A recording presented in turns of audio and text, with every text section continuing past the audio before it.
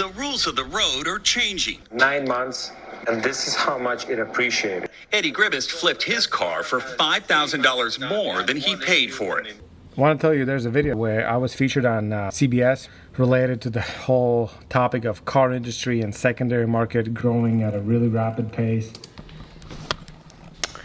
It's now been a few months since this interview, and I think it's time for me to come clean and expose CBS for silencing my main point of that interview, where they took things out of context, maybe even from the other guys as well. Driving brand new cars and have not lost a cent. Even basic vehicles like a Honda Civic or a Toyota Camry, these vehicles are worth more in the used market than they are in the new market.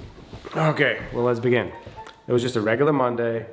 I opened my inbox and there's an email from CBS wanting to do an interview about car industry, especially secondary market of cars, how they're increasing value. So I thought to myself, awesome, why not? It's great. I'll get some exposure, maybe, contribute. Some of you might know I run a shop here from my home. We build out Sprinter vans, as well as I'm a car enthusiast. I buy cars, I sell them.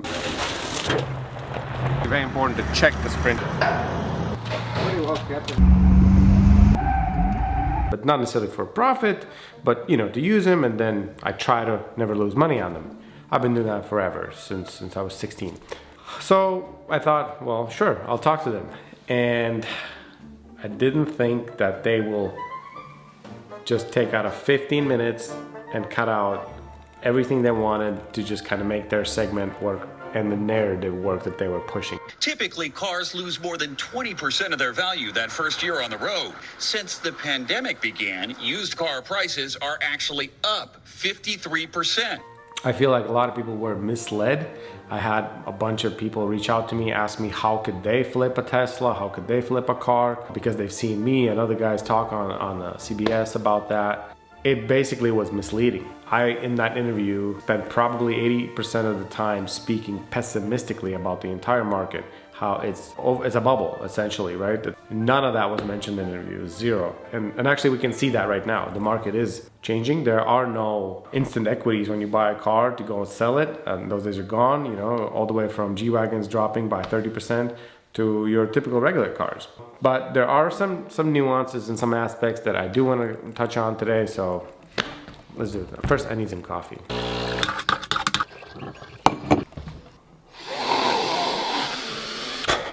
You might ask, well, why would they sell us that narrative that is not true? It's more complicated than that. See, when that came out, it was true, it was the fact, but it wasn't the outlook that was objective. It was more euphoric, and people they would try to sell you, because human beings always want to kind of like seek confirmation bias. What does this do for a mom who's going to try and buy a used Toyota Camry? So for example, if you're a big investor in Bitcoin, and you don't really know the ins and outs about it, you see articles, positive, bullish, or negative, bearish, about Bitcoin, for example. And if you say you just invested $10,000 in it, pay attention. You will be inclined to watch the videos that are talking positive about it. It's confirmation bias. So they were trying to sell. The narrative was, everything's positive, everything's optimistic. That wasn't what I was saying. I was literally saying that the entire thing is going to collapse. To what extent, I don't know. Nobody does. But it was just textbook bubble. It was a very big bubble that's never happened before. In my entire 20 plus years of selling cars, I have never seen such a dynamic where you could buy a used car and sell it for more than you bought it for. And as I mentioned, in the last 2 years, I've driven the F-150, the Tesla. They were brand new cars, and on both of them I made money. It would be incredible not losing money on them, but to make money, that's nuts. All right, well, a valid question would be to ask, well, how did that happen? How did the market turn itself into a complete clown show? I think the answer is pretty obvious to all of you. That's been covered already. Number one, Federal Reserve printing a bunch of money, causing inflation, and breaking down the supply chain. That's not news. Everybody knew that. And it got me to thinking. Essentially, I think that they didn't want to spook the market with the truth from people like me saying that to them. I wasn't saying go panic. I was saying, hey, I'm taking advantage of this market, obviously, while it lasts. But I also told him that at that moment in the interview, I was actually net low on my car supply, that I'm waiting for the prices to come down to start buying again. And now I have a bunch, you know, I have bought the Corvette. I just bought another, by the way, the 577 horsepower vehicle that I mentioned in the previous video. That's going to be the next video. It's coming in on a few days. 577, that's a lot of horsepower to handle. Okay, well, back to the point. Just be mindful next time you're listening to all these narratives out there talking about real estate, car industry, whatever industry, you know, they're always going to tell you what they want to tell you for whatever reasons. Now, in this high-revving economy, you should really check the value of your car online, especially if you've got a lease. It's probably worth a lot more than you owe on it. That can give you some bargaining power at the dealership, or you could sell it and turn that equity into cash. Sharika? It's not necessarily reflective of the truth.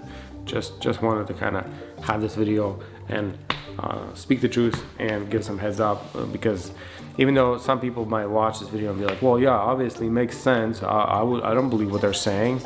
Good for you, but there's a lot of people that do believe what they're saying. Okay, well, and let's talk about the market situation overall right now in the States. First, housing's slow down. Car prices going down, depending on the state, of course. Hyper stocks like Carvana, for example.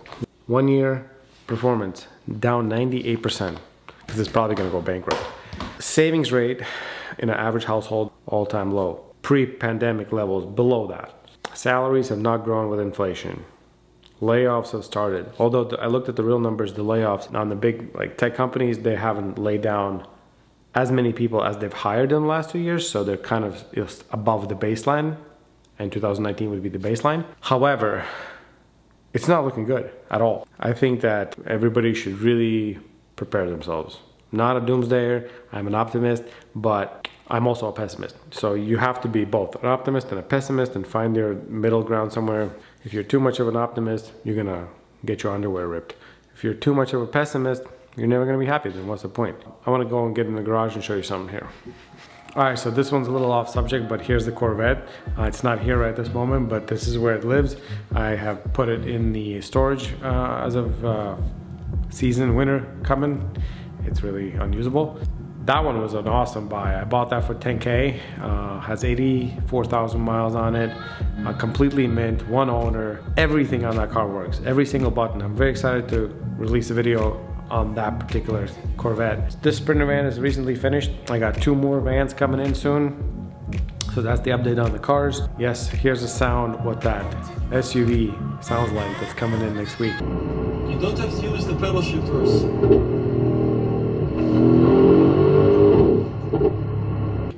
Sneak preview.